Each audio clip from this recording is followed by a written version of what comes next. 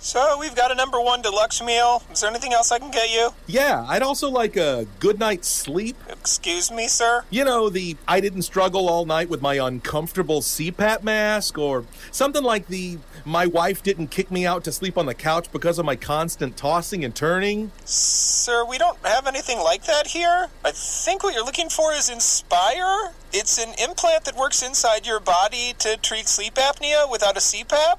That way you can breathe normally and rest more soundly. Come on! Oh, he sounds hangry. Inspire is the only FDA-approved sleep apnea treatment of its kind. It's helping tens of thousands of people finally get restful sleep. To learn more, visit InspireSleep.com. That's InspireSleep.com. Inspire, sleep apnea innovation. Inspire is not for everyone. Talk to your doctor to see if it's right for you, and review important safety information at InspireSleep.com. The Shark Deck.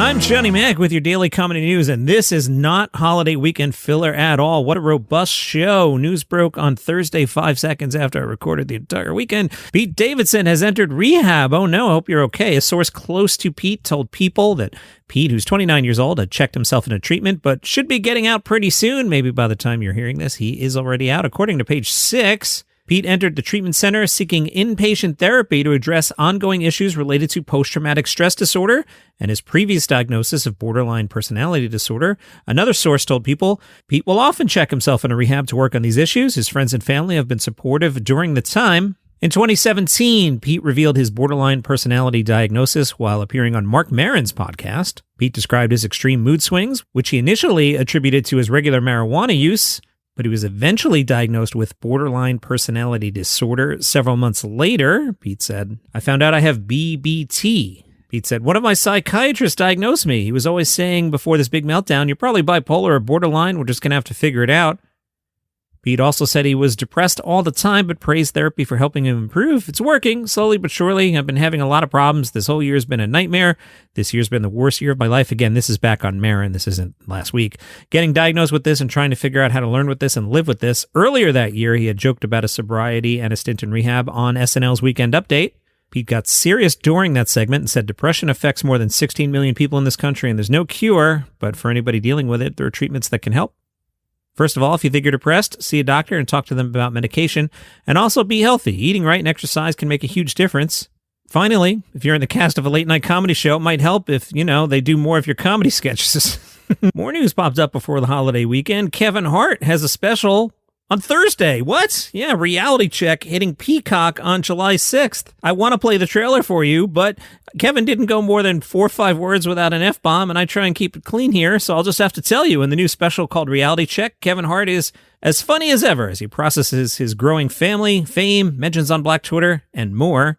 In the trailer, we see Kevin holding a baseball bat, challenging people to rush the stage. And also in the special, we see Kevin say, LeBron James, real good friend of mine. Well, he was. He hasn't heard this joke yet. We'll see what happens.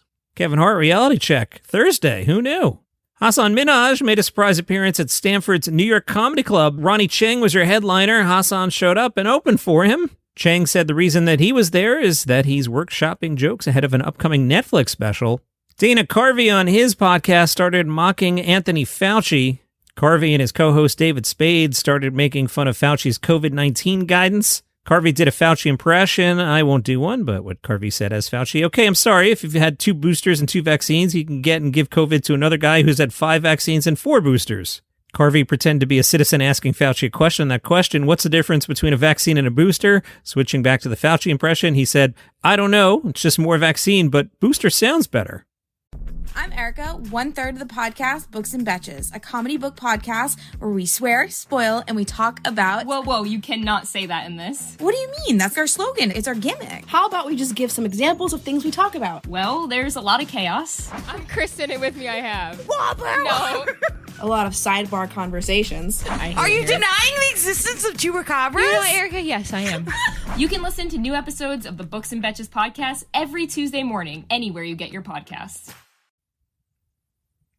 The Hollywood Reporter spotlighted late-night writers who are currently out of work. One is Jesse Joyce, who writes for Jimmy Kimmel Live. He's been a comedian for 23 years, but had kind of stopped doing stand-up once he began working on Kimmel in 2017. Well, he's back and booking shows. He said there was literally just a strike thing where it was like, oh, I guess I have this skill I could dust off as the sole provider of income for my family. He admits it's super weird to have stand-up as your fallback safety net. Joyce recently teamed up with fellow Kimmel writers Troy Walker and Devin Field for 3 nights in Denver and has a show booked at Kimmel's Vegas Comedy Club in September. With 5 of the staff writers, he says Jimmy's trying to help everybody, noting that Jimmy is letting the writers use the Jimmy Kimmel Live name, which makes it easier for them to book gigs. Matt Koff is a writer at The Daily Show since 2013. He said he's always had stand-up as a side hustle, but he's pivoted to full-time during the strike, getting on stage 4 to 5 nights a week and booking road gigs. He said, I haven't really talked to anybody who's like, I'm going to make just as much money doing stand-up as I did writing for a successful late-night show. The sense I get is that, like me, they're on a quest for validation that maybe they're not getting. Validation they'd normally get from their late-night writing job. Making a joke in a room and getting a laugh can be a pretty good replacement for doing a good stand-up set, and vice versa. I think a lot of people are sort of like me, where they're like, I don't really have any other skills, so I can either stay at home playing The Legend of Zelda, or I can try and get sharp with my joke writing. And at the Cubs game last week, Jim Gaffigan saying, take me out to the ball game. I'm going to let that wrap up the audio for today, so I'll say goodbye before you hear Jim sing for 2.5 minutes. You can follow the show for free on Apple Podcasts, Spotify, YouTube. Normal episode tomorrow. Have a nice 4th of July. And here's Jim. Take me out to the ball game.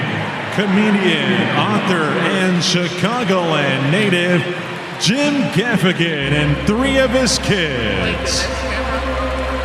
Hey, Cubs fans, I want to hear you. If you want some runs, I want to hear some singing.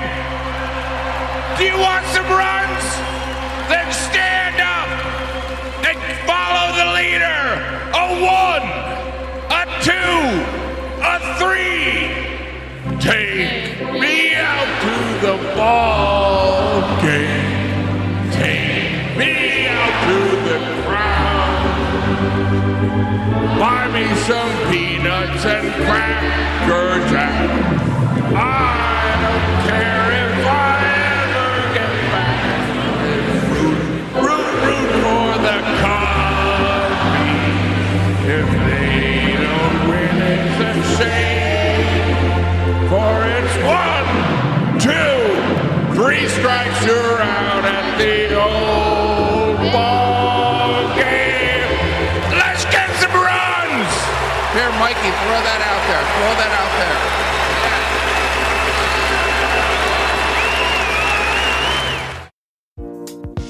Did you know you can name a cockroach after your ex-lover and have it fed to the animals at the zoo? Hi, I'm Johnny Mac with 5 Good News Stories. It's a podcast twice a week where I tell you 5 good news stories, 5 fluffy stories. I just want to make you smile to start your day.